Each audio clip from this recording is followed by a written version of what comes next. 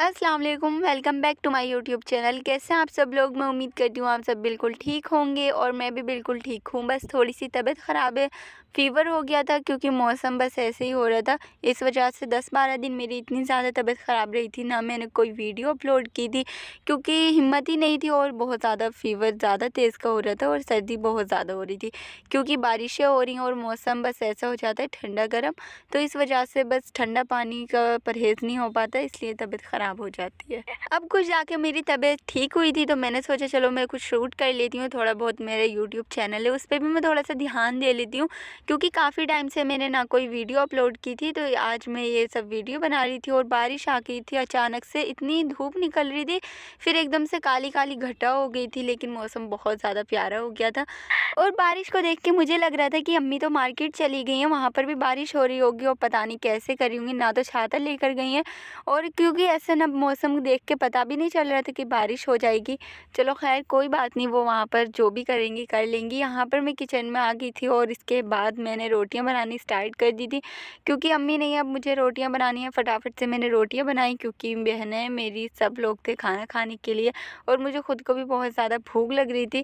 तो यहाँ पर मैं सबसे पहले रोटियाँ बना रही हूँ सबके लिए। काफ़ी टाइम बाद जाके मैं किचन में आई हूँ, अब जाके मैंने 10-12 दिन में आज मैं पहली बार रोटियाँ बना रही हूँ जब से तबीयत ख़राब हुई थी। मैं किचन में भी नहीं आ रही थी, ना मैं कुछ काम कर रही थी, तो यहाँ पर मुझे थोड़ा-सा मुश्किल लग रहा था और रोटियाँ अच्छी भी नहीं बन पा रही थी, जैसी बनाती हूँ बस ऐसी बन रही थी, ना तो सही से क्योंकि ज़्यादा टाइम हो गया था ना छोड़े हुए और 10-12 दिन से तबीयत बिल्कुल भी ठीक नहीं थी। तो यहाँ पर जैसी भी बन रही है मैंने कहा खा लेंगे क्योंकि अम्मी थकी भी आएँगी तो वो बाज़ार से आते ही हमारे लिए खाना तो नहीं बना सकती ना, इतने ज़्यादा मार्केट से आते हैं तो इतना थक जाते हैं ना।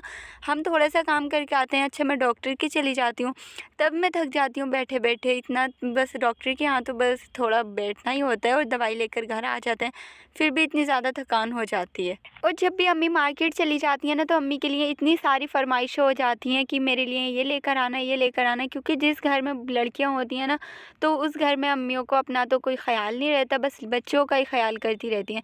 तो हमारी अम्मी का भी कुछ ऐसा ही हाल है, वो अपने लिए नहीं करती सारी बातें, बस हमारे लिए सोचती रहती हैं हमारे कपड़े ये बन जाएँ मेरी बहनों के, क्योंकि हम 4 बहनें हैं और तो हमारा मतलब सब कुछ अम्मी ने इतना देखना होता है क्योंकि सब 4 सूट लेकर आती हैं तब चारों पे 1-1 होता है, तब जाके वो 2-2 भी लाएँगी ना तो 8 हो जाते हैं, तो उनको खुद दिमाग इतना ज़्यादा ख़राब हो जाता है कि मैं क्या करूँ? तो यहाँ पर मेरी छोटी वाली बहन ने फ़रमाइश कर दी थी कि अम्मी केक लेते हुए आना, तो वो केक लेकर आ गई थी और इसको प्यालियों में भी नहीं किया था, मैंने कहा ऐसे ही स्पून से खा लो और जो बचेगा उसको फ्रिज कर देंगे क्योंकि और कोई तो था नहीं, बस हम ही लोग हैं।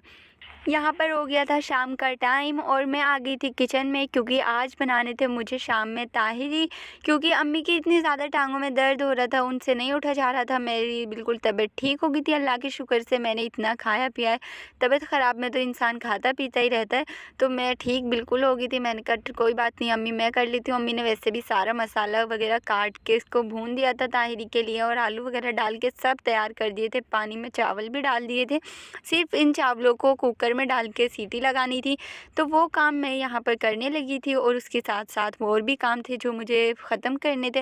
यहाँ पर दूध बॉईल करने के लिए रखा था, तो और शायद जिसकी वजह से मेरी तबीयत ख़राब हुई थी कि मैं किचन में खड़े होके, गर्मी होती है और यहाँ पर मैं ठंडा पानी पी लेती हूँ, इस वजह से अम्मी को लगता है कि मुझे फ़ीवर हो जाता है और फिर से थोड़ी-सी तबीयत ठीक हुई थी, मैंने यही गलती फिर से कर दी क्योंकि गर्मी बहुत ज़्यादा हो रही थी और यहाँ पर ताहिरी भी बन के तैयार हो गई थी, सारा काम डन हो गया।